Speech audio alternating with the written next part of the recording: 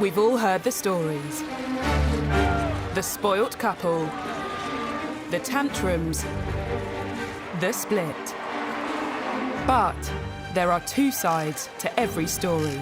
It's an opportunity for us to understand why they did step down as senior royals and for us to understand what it is that they're searching for in life. When you have that level of independence, my goodness, you can do anything.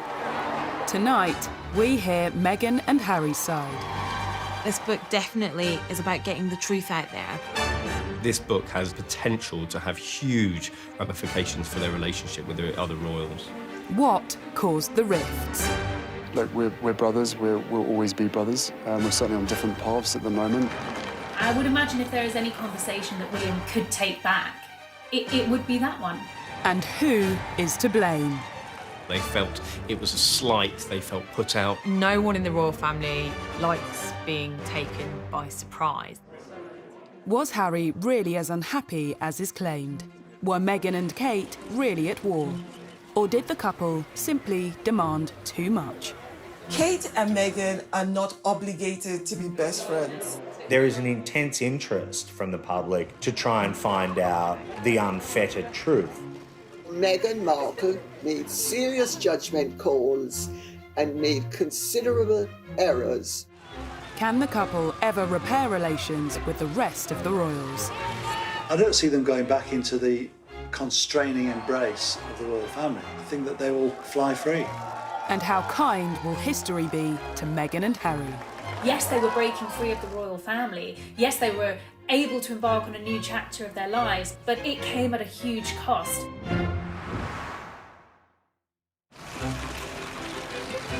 Meghan and Harry. Everything seemed like a fairy tale when the royal family gained a new member. I think they had the potential to be this amazing, celebrity couple. When they first got together, it felt like a real win, I myself was like, this is amazing. I'm loving seeing this. The wedding's going to be beautiful. And that's when the chip away started. Since then, it's been a turbulent 2 years for the Duke and Duchess of Sussex. And for many, they were to blame for everything that has gone wrong in the House of Windsor. But is that fair? I can just imagine what kind of struggle it was for them to see the constant lies, the constant made-up fabrication to sell papers, and that they were the human cost. Now, months after Megxit, we are witnessing the fight back. An explosive new book tells their side of the story, and it's causing breathless news coverage on both sides of the Atlantic. Now with the explosive new tell-all about the royal family. This morning, new revelations about Harry and Meghan's decision to step back as senior members of the royal family. And there could be some pretty stressful conversations for the royal family following claims made by a new biography of Prince Harry and Meghan Markle.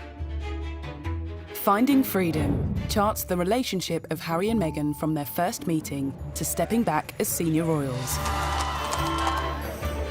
Everyone wants to know if this book is Harry and Meghan setting the record straight.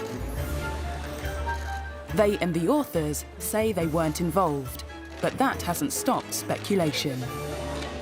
I think it's hard to believe that they didn't have more than an interest in it, certainly. There's certainly lines within the books, even quotes that have come potentially from Harry and Meghan, and I think that a lot of people will be thinking that they had more of a hand in it than they have been letting on. A royal will always deny any involvement because that's the convention. The convention is that you never ever openly say that you have helped. But I think with Finding Freedom, when we read it, you can hear Harry and Meghan's voice. Finding Freedom is written by Carolyn Durand and Omid Scobie, two seasoned royal journalists. Another author who has first-hand experience when it comes to setting the royal record straight is Andrew Morton. His book, Diana, Her True Story, caused a sensation in 1992. He believes the objective of Finding Freedom is to set out Meghan's side of the story. This is basically trying to explain how Meghan approached the royal family and how she was dismayed by the easy criticism of everything that she tried to do. She's been frustrated by the fact that she's not been able to give her side of the story, that all kinds of stories have come out about her and she's not been able to answer back. And it's something which she's found immensely frustrating. It's an opportunity for them both, and in particular Meghan, for us to understand why they did step down as senior royals, why they've moved all the way across the pond, and for us to understand what it is that they're searching for in life. At the heart of the book is Harry and Meghan's decision to step down as senior royals. There are many reasons given, but crucially, we are told they were fed up being controlled by the royal institution. When they were told that they had to be brought within the confines of the Buckingham Palace machine, I think that's when they realised that their wings were being clipped and they weren't going to actually realise the stardom that they had set themselves up to be. The book claims there were concerns that the couple should be brought into the fold. Otherwise, the establishment feared their popularity might eclipse that of the royal family. I think they were particularly worried about William and Kate, that they might become more popular than them. And I think they just couldn't stand the idea of that. They couldn't stand the idea of this young modern couple, half of which is African American, potentially being more popular than William and Kate, who were their golden couple. Are we to read it that Harry and Meghan felt that the other households thought they needed reining in, slapping down?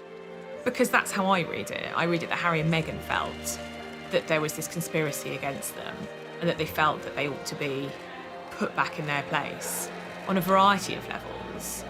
And they became more and more insular, more and more paranoid. And then they felt there was no option but to leave. It always reminds me of a top football manager saying that no one is bigger than the club. And I think that analogy is very, very true here, that they weren't bigger than the institution. And certainly the men in grey suits that they believe were stalking the corridors trying to clip their wings might have been an invention in their own heads rather than actually what was going on. Those men in grey suits, as Princess Diana used to call them, were allegedly another element pushing Meghan and Harry away. In the book, friends of the couple call them vipers, and it's claimed some of them simply didn't like Meghan and would stop at nothing to make her life difficult. One of the suggestions in the book is that the courtiers, or the vipers as Harry and Meghan apparently refer to them, were out to get them, that they didn't like Meghan from the outset. It may very well be the case that there was a courtier, maybe two, who had it in for Meghan, who felt that she was too different, too confident, too ambitious, too different from anyone who had married into the royal family before. Meghan's differences led friends to call her Duchess Different, a play on the often repeated claims she was known as Duchess Difficult inside palace walls. I think calling Meghan Duchess Different is very telling, and it shows the gap between the old ways and the new ways. We can appreciate the value that both represent and celebrate the difference rather than try to, push it down or make it look like it's something bad. As Meghan and Harry's relationship with each other blossomed, their relationship with the palace and the rest of the royal family seems to have soured. The new book says, increasingly, Harry had grown frustrated that he and Meghan often took a back seat to other family members. And the pair had to wait to announce projects if other, more senior royals had announcements of their own. I think she found that very difficult because actually what she thought she was getting was unrivaled power, and she'd be able to help and effect this change and be this change maker, which is what she wanted to be. And actually, she found she was living in a gilded cage. By Christmas of 2019, Meghan and Harry had skipped Sandringham to take an extended break in Canada. They'd decided something had to change. And was that decision reinforced when they saw the Queen's Christmas message? Well, the lack of photograph of them appearing for the Queen's Christmas speech obviously had an effect on them, and the book will tell you in detail about how this made them feel. They felt it was a slight, they felt put out. What I think was trying to be demonstrated during that Christmas message was the future of the monarchy, the future heirs, the future sovereigns. Harry and Harry's son are not there. They don't have that place on the table. From the $18 million estate they were staying at on Vancouver Island, the Duke and Duchess of Sussex set Megxit in motion. Emails were apparently sent to the Queen and Prince Charles. But the book claims Harry thought he was being blocked from a meeting with the monarch, which led to an extraordinary plan. One of the most fascinating and new revelations in the book was that when they landed in the UK from their sabbatical in Canada, they considered detouring straight to Sandringham to try and get a meeting with the Queen. If they had done that, I think the Queen would have been quite shocked and surprised, and because, frankly, that's not the way things are done. And I think that's a lot of the problem here. Harry and Meghan didn't want to keep doing the way things are done. And the monarchy wasn't going to change things just for them. The monarchy's a supertanker. It just keeps on going, ploughing its own furrow. Harry and Meghan wanted to become financially independent, split their time between the UK and North America, but crucially, still carry out duties for the Queen. Eventually, the Queen agreed to issue a joint statement about her grandson's plans. On the 7th of January, the Duke and Duchess attended an event at the Canadian High Commission. The book reveals they were feeling nervous. They'd seen the planned statement and thought it showed a lack of warmth. It's meant a lot to us, and it's just important for us to start the year and be really say thank you. More concerning to them than that, reporters got wind of the plan to stay in Canada. A day later, the Sussexes made their shock Instagram announcement. A move that's been endlessly criticised, but it seems in their minds they felt they simply had no choice. It was very sad, really, that a couple who offered so much to the monarchy and to the nation had decided to go their own way. At the time in January, there was a lot of anger because, as one very senior member of the household said to me, you don't put a gun to the Queen's head. You don't go public and say what you want. We sort it out behind closed doors, we all try and negotiate, and then we present a united front.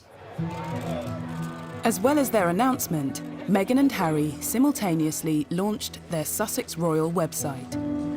It's since been claimed this, and making an announcement without discussing it first, left the Queen and the Duke of Edinburgh devastated.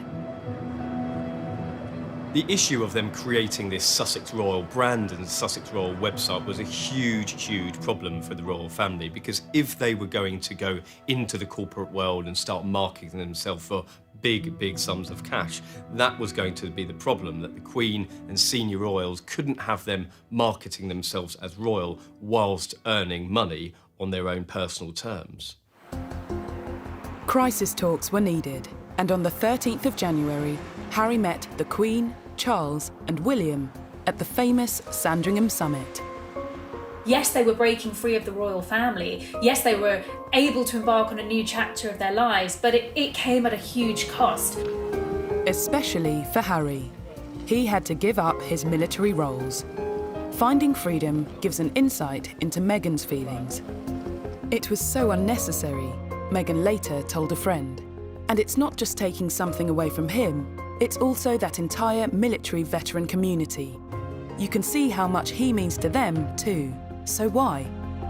Harry has had to give up everything. He's giving up his family, his home, his country, everything he's ever known, and those military titles, which, and Meghan's right, they meant so much to him. And what about what Meghan has had to give up? Finding freedom claims Meghan told a friend, "I gave up my entire life for this family.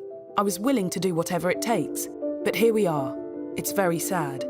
Even so, it's said courtiers and some family blame Meghan for Megxit. this girl who fell in love with a boy who happened to be part of the royal family, and she gave up her whole career to move over here to, of course, follow tradition and ritual, marrying into the royal family, and she literally couldn't win. And she basically gave up a part of herself, because that is what would have been expected of Meghan, expected of Kate, the Duchess of Cambridge. And they all did that out of love for their spouses and out of respect for the institution. These new revelations tell a story of just how unhappy Harry and Meghan were with their royal life and how they felt forced into leaving. But the new book also gives us a new insight into Harry and William's relationship. William potentially saying to Harry, listen, take your time to get to know this girl. Don't be blindsided by lust. Don't rush into anything. I would imagine if there is any conversation that William probably could take back, it would be that one.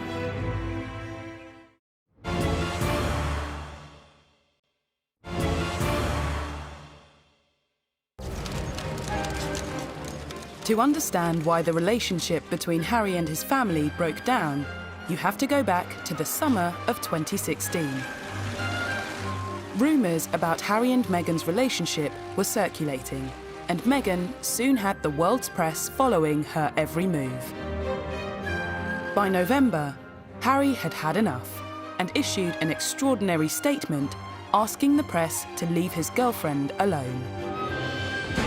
And Prince Harry lambasts the press for harassing his American girlfriend, Meghan Markle. The statement that Prince Harry released through his private office in November came just after a deluge of media reports about their relationship.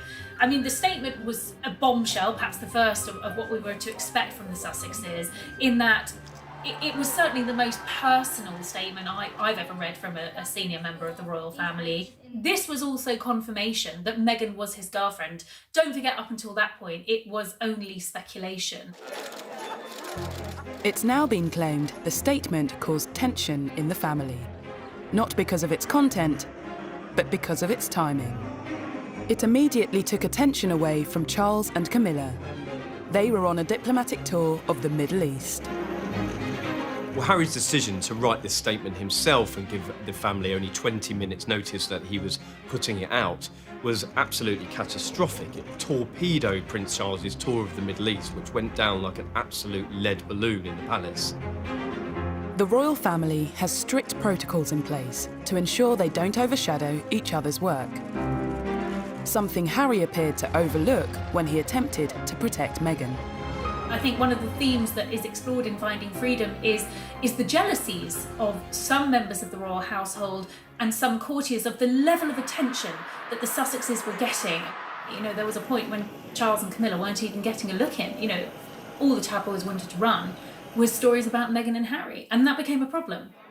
And I think there's definitely some truth in the fact that Charles at times has felt a bit jealous, maybe, of his son's public profile, because for a long time, William and Harry were getting really, really positive publicity. And Charles, of course, had dreadful publicity. Harry's statement caused shockwaves in the palace and allegedly upset the Prince of Wales. But looking back, this wasn't the first time Harry had come out in vocal defence of his girlfriends.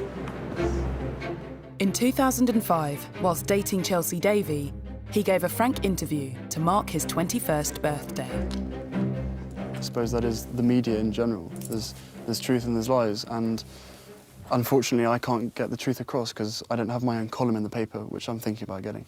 It does irritate me because obviously I get to see how upset she gets, and I know the real her. I don't think Harry's changed an awful lot over the years. He's become far more considered and far more aware of what's going on in the world. At the same time, this hostility to the mass media and to photographers and the paparazzi in particular hasn't changed one jot. So he was hostile to them before and is hostile to them now, to the point where he has, in his own mind, more control over his life. Less than a year after the statement, there was another incident, this time between Harry and William. Finding Freedom details a conversation that supposedly took place just before Harry proposed to Meghan. William is quoted as saying, "Don't feel you need to rush this. Take as much time as you need to get to know this girl." A source claims William didn't want his brother to be blindsided by lust. The book goes on to say, Harry could see through William's words. He was being a snob. I think that there was a great misunderstanding in that moment. That was, I believe, intended from a genuinely good place, a place of brotherly love and just wanting Harry to be absolutely sure, given the speed that this relationship had moved at, that he wasn't rushing into things. Harry, who was clearly sensitive and I think aware of some of the sniping in the corridors of power about Meghan, just took this deeply personal and the wrong way. And I would imagine if there is any conversation that William probably could take back, it would be that one. I think William was just trying to look out for his younger brother. Now, maybe it goes to the heart of their relationship and Harry was frankly fed up with playing third wheel, effectively, to William, Kate and Harry. I mean, sometimes when the three of them did jobs together, I'd go and watch them, and I did feel a bit sorry for Harry. You know, Kate and William were always first because, you know, in the line of succession, William's always first, and Harry was always slightly trailing behind. So did William ever really accept Meghan? Rumours of a rift refused to go away. During Christmas of 2018, William appeared to ignore Meghan outside church. The following Easter, another incident, on the Queen's 93rd birthday. The footage appeared to show the brothers avoiding each other. Is there petty jealousy? Yes, because I think there is between any family. Show me any family in the world where there's not jockeying for position, or one sibling doesn't think, oh, you know, that sibling shouldn't have that, or etc. That is family. That is the human condition. I do think this is War of the Wales part too, but this is also the British royal family. This is what they do. They argue, they fall out, and then we make a drama out of it. But for some, Harry and William's fallout is far more serious. This was a devastating blow to the British people and indeed members of the Commonwealth, because they have looked to William and Harry as being the successors. So to see a divide between those really did tear at the very fabric of the British public's relationship with the royal family. From an early age, there was clearly a friendly rivalry between the brothers. Would you live together again? A nice experience being the same? Well, bear in mind I cook him and feed him basically every day. I think he's done rather well. You told us the other week that he did all the washing up. He does do a bit of the washing up, then he leaves most of it in the sink and then it comes back in the morning and I have to wash it up. Oh, the lies. Lies. I think the difference between William and Harry has a lot to do with succession in the royal family. William knows that at one day he will become king. Harry knew that the reality of that was very, very unlikely that he would ever sit on the throne. So in many ways, he lived a life free of those shackles. He was the rogue and renegade prince. And there was nothing wrong with that in Harry's eyes. And seemingly there was nothing wrong with that in the House of Windsor's eyes either, because it made him more relatable and it also modernised the monarchy. Tension between the brothers was confirmed by Harry himself during a bombshell interview with Tom Bradby. There's been a lot of talk in the press about rifts with your brother. How much of that is true? Look, we're brothers. We'll always be brothers. We're certainly on different paths at the moment, but I will always be there for him, and as I know, he'll always be there for me. You know, we don't see each other as much as we used to, but you know, it's just, as I said, as brothers, you know, you have good days, you have bad days. I think now that we have the book coming out and what we've read from Finding Freedom really does solidify what Harry was talking about in the Tom Bradby interview when he said that there's good days and bad days. This book is telling us, literally in black and white, or will tell us in black and white, what those good days and what those bad days were. Not only is it alleged that William wasn't as accepting of Meghan as Harry would have liked, It's also claimed she wasn't warmly welcomed within the palace. One senior royal referred to the American actress as Harry's showgirl. Another told an aide she comes with a lot of baggage. And a high-ranking courtier was overheard telling a colleague, "There's just something about her I don't trust." It is alleged that a senior member of the royal family referred to Meghan as Harry's showgirl. We don't know which senior member of the royal family this is. According to another source, a courtier said that she came with a lot of baggage. And to a degree, Meghan did come with baggage. She wasn't the virgin bride marrying into the royal family. I think it was celebrated that she was from a dual heritage, she had a black mother, a white father. There was a great excitement about the fact that she was akin to a Hollywood movie star, not A-list, but still famous in her own right. Meghan was a senior royal for, an incredibly short time.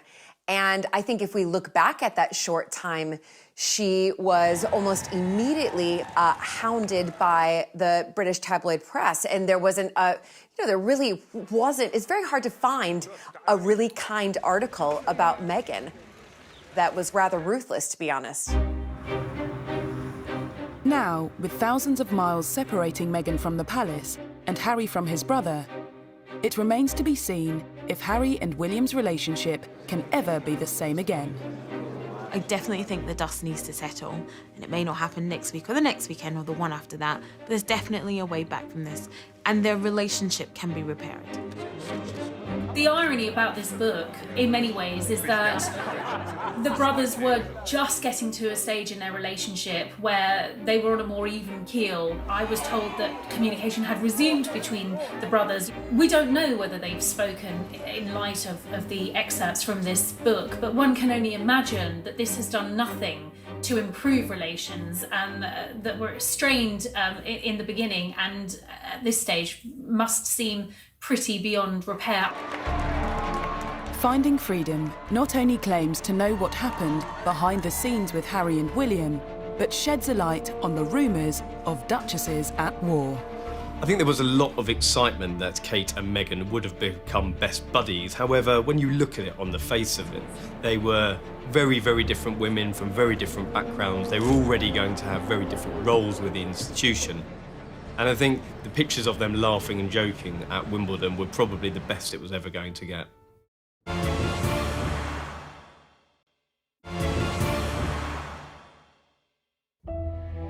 Finding Freedom is said to be Harry and Meghan's side of the story. It claims to provide a new perspective to all the stories, rumours and gossip that we think we know. In particular, a focus on negativity surrounding Meghan's relationship with Kate, not long after she became the Duchess of Sussex. After the royal wedding, once that sort of crest of the wave of excitement and euphoria had subsided, there was a slow drip of reports that began to show Meghan in a different light. After her wedding, Meghan was faced with a number of negative headlines. One in particular seems to have angered the Sussexes. It was reported that Meghan had made Kate cry during a bridesmaid fitting. Finding Freedom details the incident. Some of the children weren't cooperating, and there was a lot going on. Everyone tried to help where they could, but it's never easy with kids at fittings. There were no tears from anyone. I also think that it proves that, that story was put out by anti-Meghan people, by people who wanted to vilify Meghan, and it actually unpicks that, and it also proves that we know that there's people actively out there working to make Meghan look bad. There are always two sides to every story, but Kate either cried at that dress fitting or she didn't, and there are only a couple of people who know if that actually happened. It's interesting that is one of the stories that is contested in Finding Freedom. What Finding Freedom doesn't do is actually explain what did happen. Whatever the truth, Meghan and Kate's relationship soon became a favourite topic for the tabloids. I think think as soon as Meghan married into the royal family, the comparisons between Meghan and Kate were constant. And Kate is English. She's an English rose, and she does everything the right way. But she will be the future queen. I think there needs to be some leeway for Meghan and Harry because, you know, he's now much further down the peg line as far as inheriting the crown. I think there was a lot of excitement that Kate and Meghan would have become best buddies. However, when you look at it on the face of it, they were very, very different women from very different backgrounds. They were already going to have very different roles with the institution. And I think the pictures of them laughing and joking at Wimbledon were probably the best it was ever going to get. Despite the press rumours the Duchesses were at war, Finding Freedom claims the relationship between the sisters-in-law was less tense than reported. It does, however, reveal they struggled to move past the distant politeness of when they first met.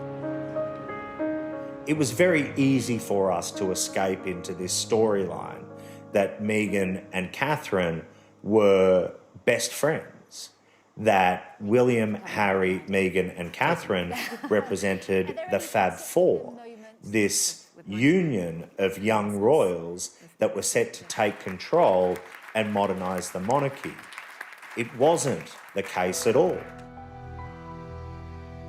Just 1 year after they were photographed laughing together at Wimbledon, new photographs emerged of Kate and Meghan together at a polo event.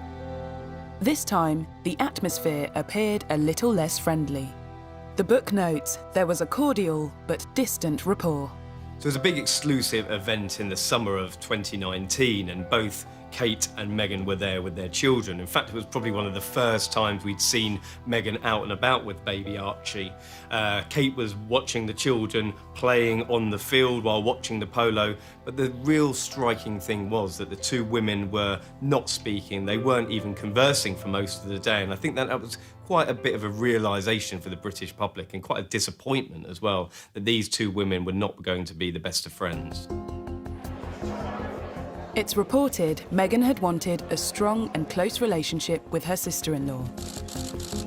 The book details that Meghan had initially hoped that Kate would potentially reach out to her and help guide her as somebody who had married into the institution, but the offer never materialised. It goes on to say, Kate felt they didn't have much in common, other than the fact that they lived at Kensington Palace. So while there might have been an expectation from Meghan that Kate was going to sort of sit down and show her the ropes, perhaps that was an unrealistic expectation. You know, the Duchess of Cambridge is a busy woman, but Meghan clearly took that quite personally. In the same weekend Finding Freedom dominated the papers, Emily Andrews broke the story that friends of the Cambridges say Kate rolled out the red carpet for Meghan. So who was to blame for this coldness? I think it seems that Meghan had a very unrealistic expectation of her relationship with Kate. I mean, if you look at it from the Cambridges' point of view, they don't know this woman at all. From their point of view, they absolutely did welcome her into the family. William and Kate invited Meghan and Harry to apartment 1A.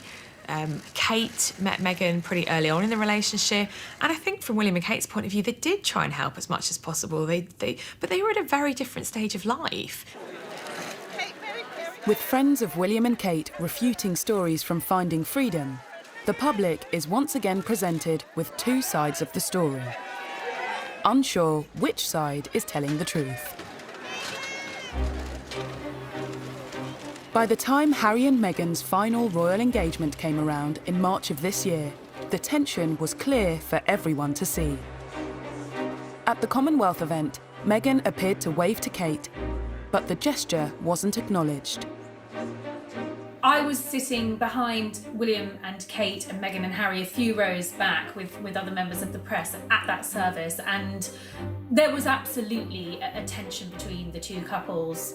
While Kate turned around to speak to Edward and Sophie Wessex, she just didn't acknowledge Meghan and Harry at all, and that was very obvious. Finding Freedom notes that after flying straight back to Canada, Meghan, at that point couldn't imagine wanting to set a foot back into anything royal again. There is no doubt that certain plot lines sell newspapers and sell magazines.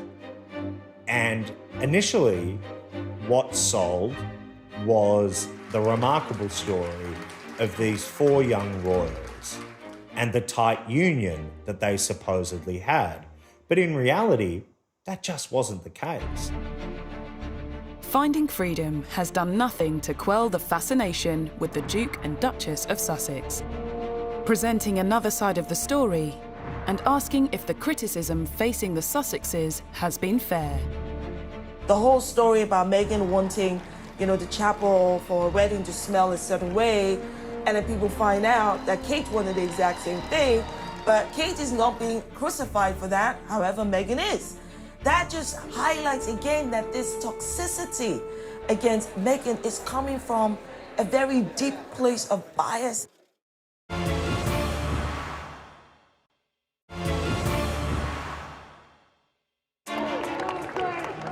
Finding Freedom might arguably tell the story from Harry and Meghan's side, but it's not the only book about them to hit the shelves this summer. It's the hot cakes right now. It's almost as though people think that this is the next version of The Crown from Netflix. I think that there is a battle at the moment amongst authors to try and tell or answer the unanswered questions as to what led to the split. It's a fine line of who knows what and who actually to be able to trust when all these books are coming out all at once. Many well-covered tales about the Sussexes feature in books by Lady Colin Campbell and journalists Dylan Howard and Andy Tillett. But are these just examples of yet more unfair criticism that Meghan has faced? Such as claims Meghan wanted St George's Chapel to smell a certain way for her wedding. A story she was ridiculed for in the press, despite Kate wanting the same thing at her wedding in Westminster Abbey. The whole story about Meghan wanting, the chapel for her wedding to smell a certain way, and then people find out that Kate wanted the exact same thing, but Kate is not being crucified for that, however, Meghan is. That just highlights again that this toxicity against Meghan is coming from a very deep place of bias. Westminster Abbey is not the same thing as St George's Chapel. I've actually been to events at both. And I have to tell you, St George's Chapel does not smell musty. It smells of beeswax, which is what the furniture is waxed down with. Maybe Meghan had never smelt beeswax before in her life. Lady Colin Campbell's book addresses another infamous story. The claim Meghan clashed with the Queen over her choice of tiara for her wedding. But Finding Freedom says there was no clash. Each story has been corroborated by at least 2 sources, and they spoke to over 100 sources for the book. People don't want to believe that. They want to think only Harry and Meghan will say that, and they are lying. Instead, the book says it was Harry who had reservations, that the Queen's dressmaker, Angela Kelly, was intentionally delaying the process of Meghan selecting her wedding day tiara. But it is quite one-sided. Yes, Harry and Meghan don't escape criticism in the book. That's certainly true. But it is mainly their side of the story, and everyone else is the bad guys. Either way, what is sure is that there have been countless attacks on Meghan over the past 2 years. Allegedly, some even came from palace insiders. It seems to me that some of the stories are stemming directly from Buckingham Palace. And we're back to this narrative again, that strong, independent women are anathema in our society. Duchess difficult. Hurricane Meghan, some of the headlines that started coming out in the tabloid press, reports that, you know, she had a habit of sending dawn emails to staff and wanted a response before lunchtime. This appears to be true and seems to be backed up in Finding Freedom, but the author's interpretation of this is that this was an experienced, successful American actress who was used to having an entourage of staff and who was used to having things done quickly. The idea that Meghan's a diva is clearly one of these racialized ways of thinking about black women, where, you know, there's this long-standing idea of the strong black woman who doesn't need anybody else, who's feisty and aggressive.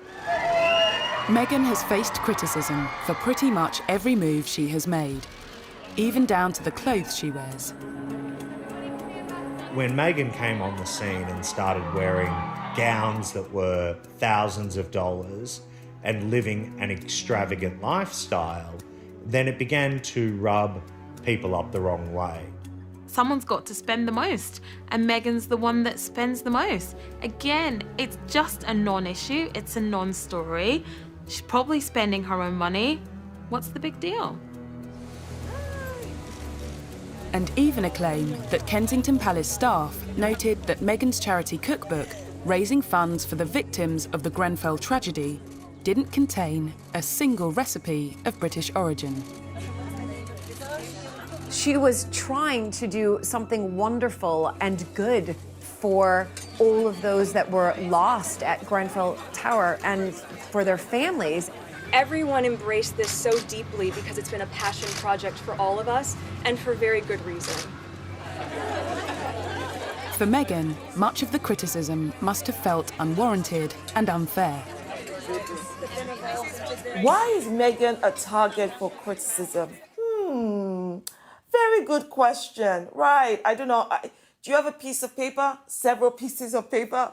But let's start with the fact that, one, she's a progressive woman. She's independent. And let's talk about the fact that she doesn't fit your traditional idea of, royalty. Let's talk about the fact that she's a woman of biracial heritage, right? Let's talk about the fact that her profession was that of an actress, and the fact that she's American. There's just so many things around and about her that many people do not like. I feel for the poor girl. I mean, she came into this country, parachuted in. She's married into a very difficult family that everybody finds difficult to come into because of the various pressures. And she's someone who didn't know an awful lot about British history, British culture, and she's, as she said herself, she's going to hit the ground running. And she hit the ground running, but she found that she came up against a brick wall. But amongst all of the petty criticism, there have also been stories that suggest Meghan and the royal way of life was a culture clash. In my book, I go to great lengths to explain how the culture clash arose. Because Meghan has very American attitudes and expectations. She is all about confidence, go-getting, hustling, and all of those Hollywood things that she has been brought up to regard as desirable. Did Meghan really know what she was letting herself in for when she married into the royal family? Some stories show how she struggled to get to grips with royal life, like her first official engagement with the Queen, opening the Mersey Gateway Bridge in June 2018. People haven't looked at the real person who's trying to do her best coming into the royal family. Someone who didn't know the protocol, didn't know the etiquette. And I'll give you a perfect example. She went up to Liverpool with the Queen and she's sitting on a stage, it's a windy day.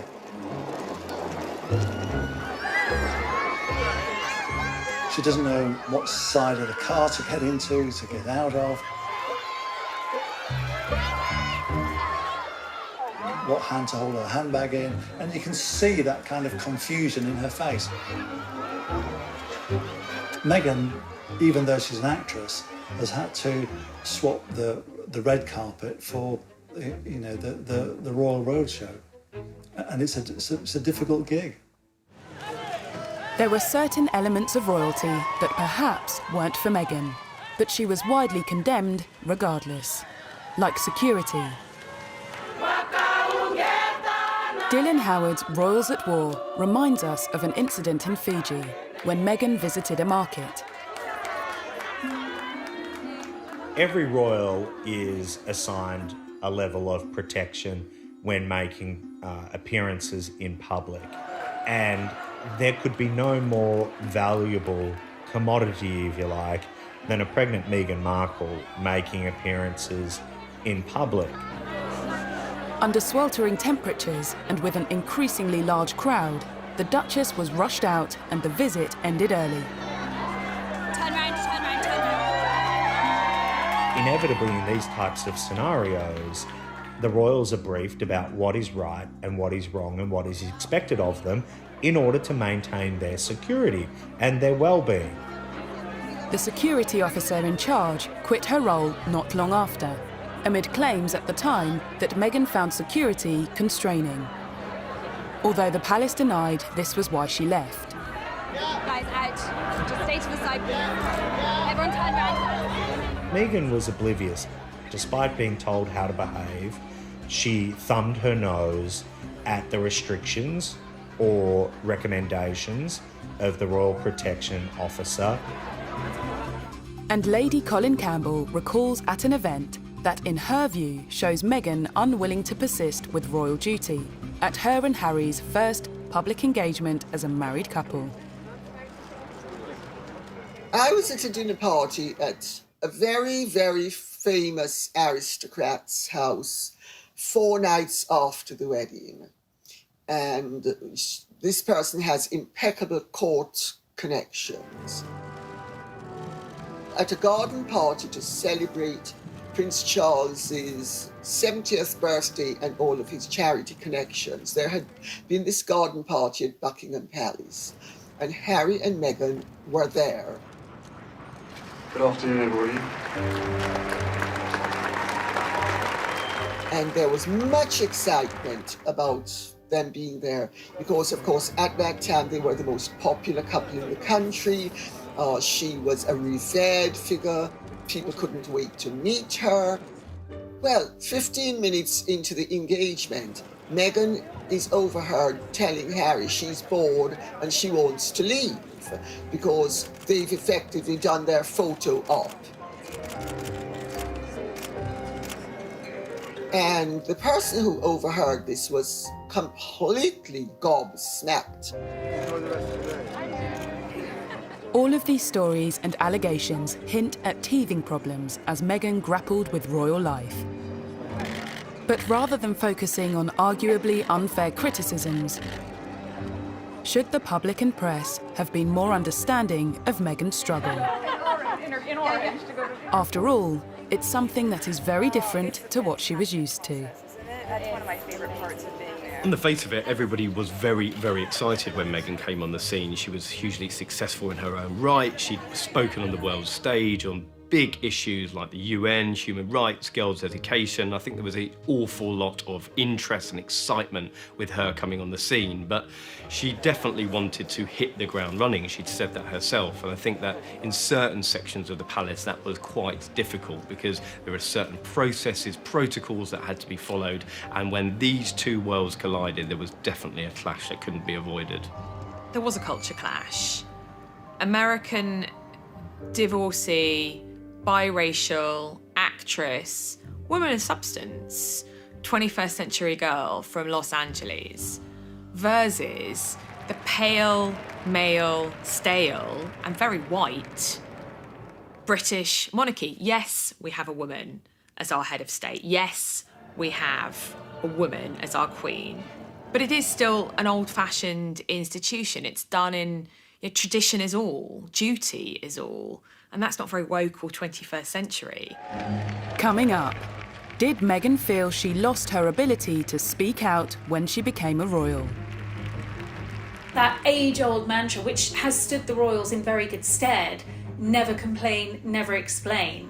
I think most people would say that she absolutely didn't understand that. And now that she and Harry have left, is she getting her voice back? It's been very empowering and inspiring to see and to hear what they've had to say.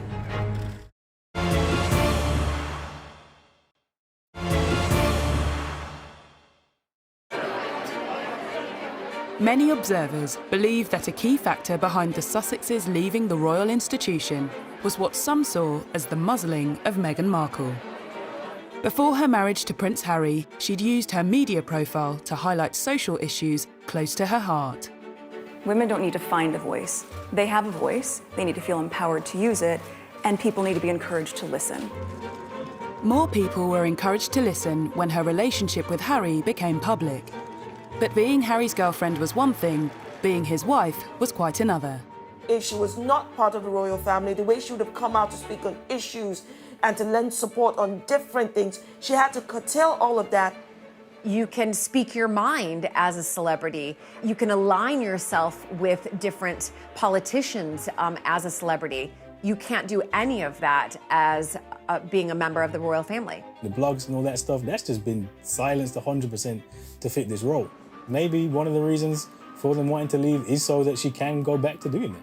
And following her move to Los Angeles, despite the lockdown, Meghan Markle is out there speaking her mind once again.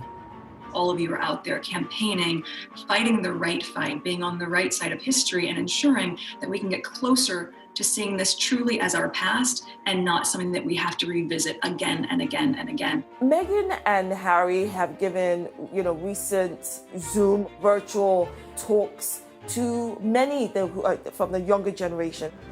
They've definitely been able to speak about matters that are at the heart of them and matters that are important to them, like Black Lives Matter. The only wrong thing to say is to say nothing. Because George Floyd's life mattered, and Breonna Taylor's life mattered, and Philando Castile's life mattered, and Tamir Rice's life mattered. And so did so many other people whose names we know and whose names we do not know. It's been very empowering and inspiring to see and to hear what they've had to say. But did Harry and Meghan really need to leave the royal institution to speak out on subjects like racism and women's rights? I went back to the palaces, various people in the palaces, and I said, would Meghan have been allowed to make those kinds of speeches if she's still working for the royals? Now, you can take what I'm about to say as, well, they would say that, wouldn't they? But literally, to a man and a woman, the people that I spoke to said, yeah, why not? More problematic for the royals, perhaps, was a concern that Meghan's progressive agenda might encroach into politics. You are going to use your voice in a stronger way than you've ever been able to, because most of you are 18 or you're going to turn 18, so you're going to vote. Someone said to me, that might be, and I was like, hang on a sec, she's just telling everyone to vote. That's not political. And they were like, no, but she's made it very clear in the past where her political allegiances lie. She's been very outspoken about Trump. The royal family has historically stayed out of politics. There is an inherent conflict between a member of the British royal family involved in American politics. It just can't work. Before Meghan became pregnant with Archie, they had intended to go to America on tour, but she made it very clear that she wasn't going to see Trump. I'm afraid it doesn't work like that. Clearly she is a woman with very strong political opinions. I think we will probably see and hear more of these now that she is detached from the royal family. As well as freeing her to speak her mind, leaving has allowed Meghan to regain control of her own agenda and to hit out directly at her detractors. Meghan has always liked to control her own publicity. Through her Instagram, very popular Instagram account, and her blog, The Tig, she was used to being able to control the message. I think it's when things have been out of control, that's what she finds frustrating. Believe in what makes you unique, and don't be afraid to do what you know is right, even when it's not popular, even when it's never been done before. Well, Meghan's choice of language of even when it's not popular, even if it's not been done before, was definitely a pointed reference to their decision to leave the royal family. Even if it scares people, and even if it scares you a little. That age-old mantra, which has stood the royals in very good stead, never complain, never explain. I think most people would say that she absolutely didn't understand that. One of the things she felt very stifled by was not being able to answer back. I think Meghan's biggest problem has been that she's obviously been schooled in the world of Hollywood, where you hit back at rumours and innuendo and you take the fight to them. Meghan couldn't grasp the reason why she wasn't able to respond to these. Well, there was so much more at stake than just Meghan Markle. The whole House of Windsor needed to be considered in whether or not she was to respond to an allegation that was levelled against her. And that narrow-mindedness goes a long way to explaining why her and Harry would ultimately leave the family. And I think this book is largely been written to put her side of the story across. And regardless of their personal influence on the book, it hasn't been the only outlet for the couple's grievances. Harry and Meghan take on the tabloids. She is suing a newspaper for publishing a private letter to her father. The letter related to Thomas Markle's various dealings with the media, following his non-appearances at the couple's wedding in May 2018. And within the court documents, some of Meghan's complaints about her treatment within the House of Windsor have been laid bare. She has used the courts as a forum to get her version of events out into the public. Meghan's detractors say she's attempting to manipulate the media and claim the revelations in her court evidence and writing the letter to her father in the first place are evidence of this. If Meghan expects me or anybody else that I know who has a brain to think that she wrote that letter for anything except damaging her father's reputation and boosting her own and excusing her, she better think again. The central point of the case is whether Meghan wrote this letter with the intention of it being public. And one of the authors behind this book has actually gone on record to say that Meghan wrote it with the public in mind. That was a comment made by author Omid Scobie earlier in the year, but not repeated in the book. Meghan emphatically states that she didn't expect the contents to become public. But Associated Newspapers, publishers of the Mail on Sunday, are contesting that. Before being published, the letter had been referred to in People magazine. She may have given her friends permission to speak to People magazine. Friends have been spoken to at some point, but I genuinely think that that was a letter between herself and her father, and I don't think she wanted it to be in any of the papers. She would have been very frustrated that it was published without her knowledge. It will be up to the courts to decide of whether this was an issue or whether she did know or didn't. I think it must be very sad and exhausting for Harry and Meghan to have had to undertake this court action. They're forced to go through this vicious cycle of seeing more lies and the same lies come up and people buy into it and people dig into it. So it has to be exhausting for them, but I have to say, it is the right thing to do.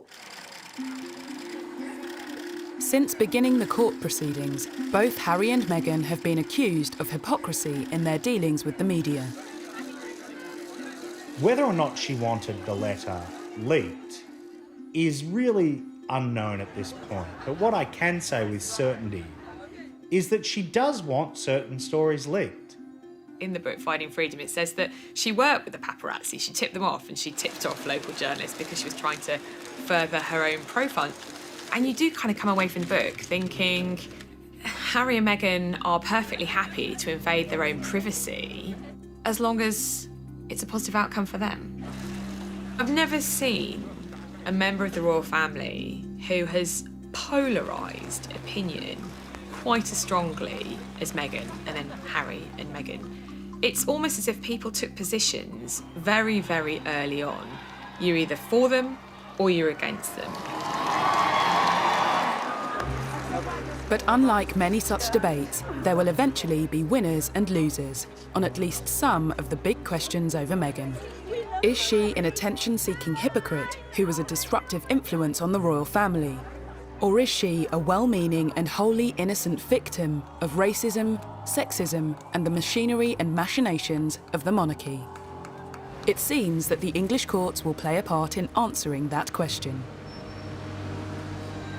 If they are to win, they will have won at the expense of dragging the royal family through the mud.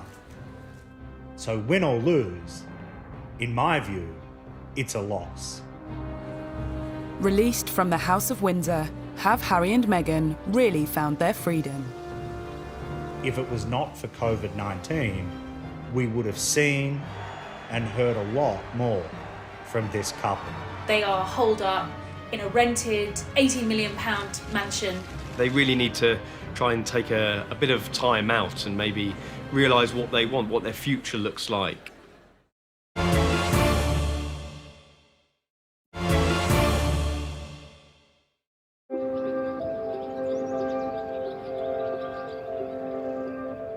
Meghan and Harry have begun their new journey in Los Angeles, and released from the shackles of the British monarchy, their new life is laid bare in a revelatory new book, Finding Freedom. But are they? I think moving to LA, to California, they have found a lot of freedom, at least a lot compared to what they were having over here in the UK. It's just different over there. It's more laid back, it's easier, it's a slower pace of life, and I think that's going to be good for the both of them. They really need to try and take a bit of time out and maybe realise what they want, what their future looks like. They're not in the public eye as much as they were over here. So I think they've got a real opportunity to slow down, to figure it out, and to find happiness. But if finding freedom is their goal, 2020 hasn't been the easiest year in which to achieve it. Have they actually found freedom? Not really. No one could have predicted this pandemic, but the reality is that they are holed up in a rented £80 million mansion in Beverly Hills, taking on the paparazzi because they believe they have invaded their privacy by taking pictures of them. The idea that they are almost prisoners in their own home doesn't suggest that they have found freedom. The Duke and Duchess of Sussex launched another legal action, this time in the US, after drones were allegedly used to take pictures of their infant son, Archie.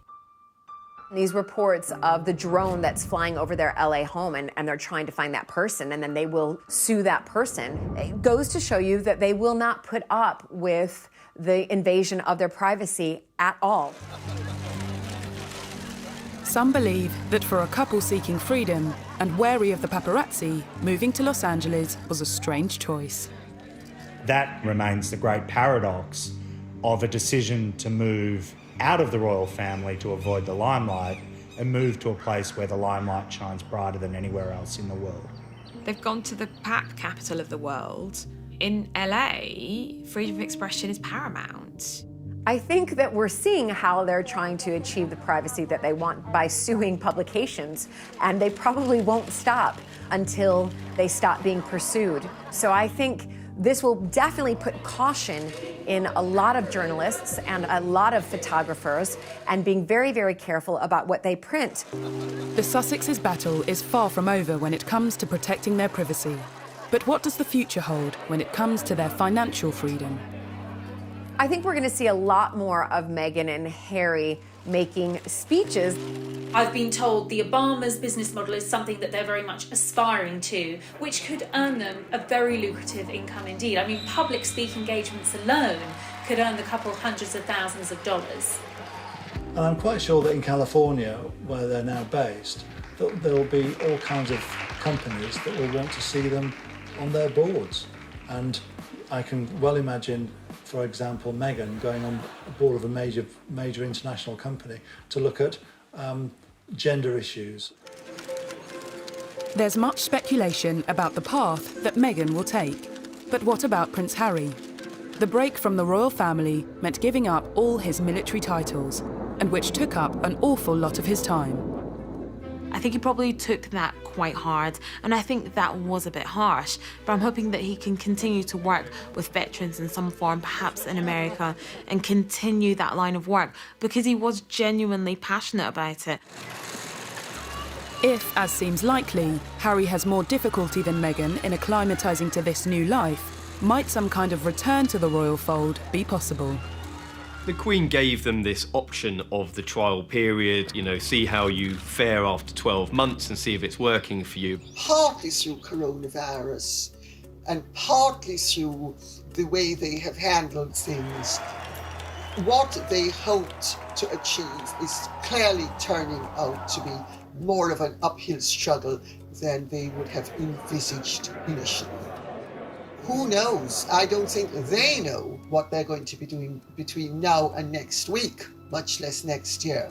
There were headlines in some of the tabloid press after the serialisation that, you know, there was no way back after this, after the revelations, after airing their dirty laundry in public, that, you know, this was it for the Sussexes. I'm not so sure. While I don't think they will go back to a royal role as such, Harry remains, in spite of what's been said and what's happened, deeply loved by his family.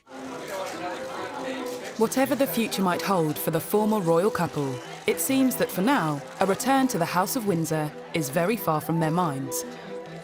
I think that they will get it right over there.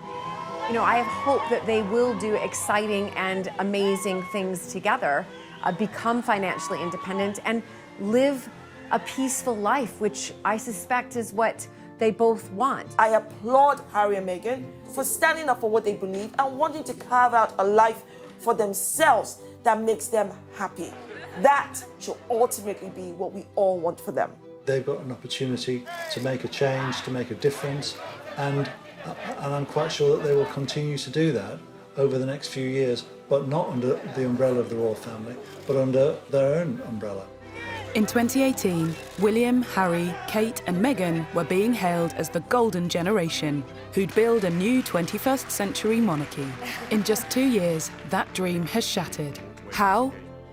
Finding Freedom certainly doesn't have all the answers, but it does reveal the open wounds currently blighting the royal family, and some say rubs salt into them. There are two sides to every story. Which one to believe, that's up to you. She was the people's princess who became the Queen of Hearts and changed the monarchy forever. Diana, hers last summer is brand new Wednesday at 9. From Newman and Baddiel to Cannon and Ball, comedy breakups are no laughing matter. When celeb double acts fall out is next.